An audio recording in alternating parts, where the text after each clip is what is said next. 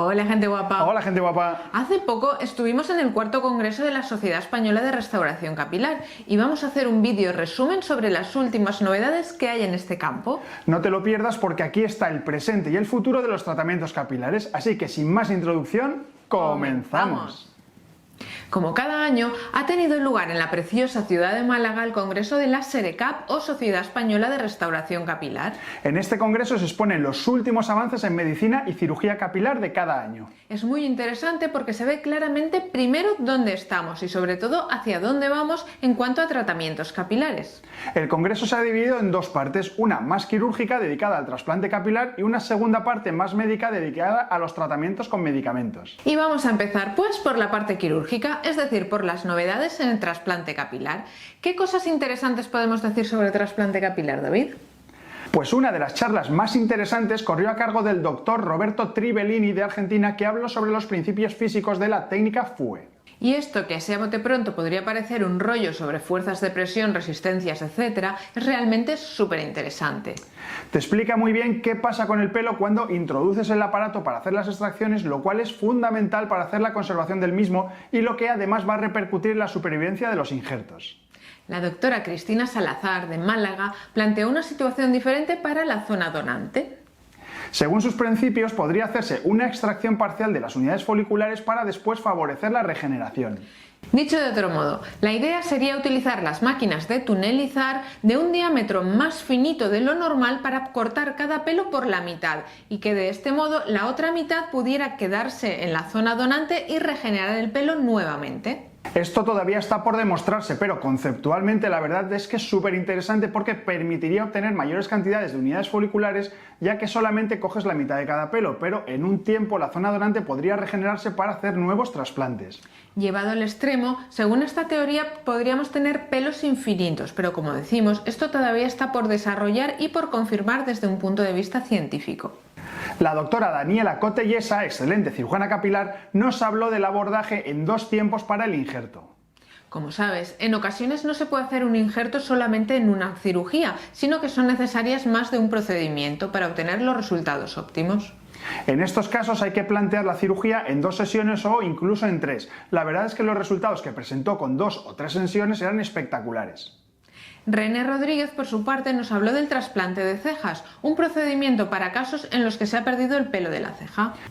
Las cejas son una parte fundamental de la expresión, son el marco que rodea la cara, por lo que cuando se pierde el pelo es importante disponer de técnicas para la reparación. El injerto de cejas es un procedimiento que tiene que ser hecho con una meticulosidad extrema, pero ya está disponible en algunas clínicas. La doctora Laura Caiceo nos habló de una técnica para el trasplante de pelo que es especialmente interesante a las mujeres o personas con el pelo largo y que no desean cortárselo. Se trata del trasplante de pelo largo. Esta técnica tiene sus pros y sus contras, pero que sepas que existe esta posibilidad. La doctora Ximena Vila, referente indiscutible del injerto capilar en España, nos habló de la naturalidad de la primera línea en un injerto capilar. Evidentemente, si la primera línea no queda natural o no queda bien, el resultado estético del injerto será pobre y no nos va a gustar. En ocasiones la gente quiere bajar mucho la primera línea y quiere hacerla muy recta, pero esta opción no siempre es la mejor y existen diferentes técnicas o trucos para hacer esta línea más natural. Y ya vistas las novedades en el trasplante capilar, podemos pasar a la segunda parte del congreso. En este caso estaba dedicada a los tratamientos médicos, es decir, las pastillas, los pinchacitos y todo aquello que no es el injerto capilar propiamente dicho. El doctor Javier Pedraz nos habló de las últimas tendencias en el tratamiento de la alopecia androgenética. Si has visto todos los vídeos que hemos ido subiendo al canal, quizás te parezca que novedades hay pocas. Se habló de los clásicos tratamientos con finasteride, dutasteride, minoxidil, así como del acetato de ciproterona, spironolactona, bicalutamida, drospendiona, cimetidina y de los estrógenos tópicos. También se comentaron las novedades sobre finasteride tópico, la mesoterapia con dutasteride, minoxidil oral, minoxidil sublingual, nanoxidil, plasma rico en plaquetas o láser de baja potencia. Además se habló también de los fármacos que están por venir como la pirilutamida, la clascoterona, el GT229, cetericina, toxina botulínica, samirna, entre otros muchos. Si quieres profundizar en alguno de estos tratamientos tan novedosos, te recomendamos que visites nuestro canal de YouTube, ya que tenemos muchos de estos tratamientos analizados con mucho más detalle. Seguro que alguno de ellos te podría ser de interés.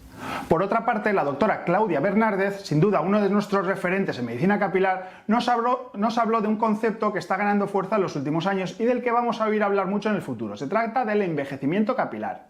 Según la doctora Bernárdez, del mismo modo que la piel envejece, lo hace también nuestro cabello, por lo que es muy importante prevenir el envejecimiento para prevenir una posterior caída futura. Y enlazando con este concepto del cuidado preventivo del cabello, la doctora Ana de Diego nos habló de la nutricosmética. La nutricosmética es este nuevo concepto de la cosmética que utiliza los alimentos y los complementos alimentarios para mejorar la salud y el aspecto tanto de la piel como del pelo. A nosotros este tema nos parece súper interesante, así que si quieres que hagamos un vídeo específico sobre este tema, nos lo puedes dejar en los comentarios. Solamente con que pongas sí, me encantaría la nutricosmética será suficiente. Si el tema despierta interés, nos pondremos a trabajar en ello. El doctor Carlos Morales hizo un repaso de la mesoterapia y de la carboxiterapia. Sobre la mesoterapia se habló de la mesoterapia con dutasteride, con bicalutamida o con minoxidil o con plasma. No vamos a entrar con detalle en cada uno de ellos porque ya hemos hecho varios vídeos sobre la mesoterapia con diferentes productos como bicalutamida, dutasteride o plasma rico en plaquetas. Sobre la carboxiterapia haremos próximamente un vídeo que ya tenemos casi terminado y que promete mucho. Y te adelantaremos simplemente que la carboxiterapia consiste en la inyección de pequeñas cantidades de dióxido de carbono en el cuero cabelludo para aumentar el aporte de oxígeno al pelo. En un vídeo próximo verás lo interesante que es este tema, así que si no quieres perdértelo, suscríbete al canal, activa la campanita para que te avise cuando lo subamos.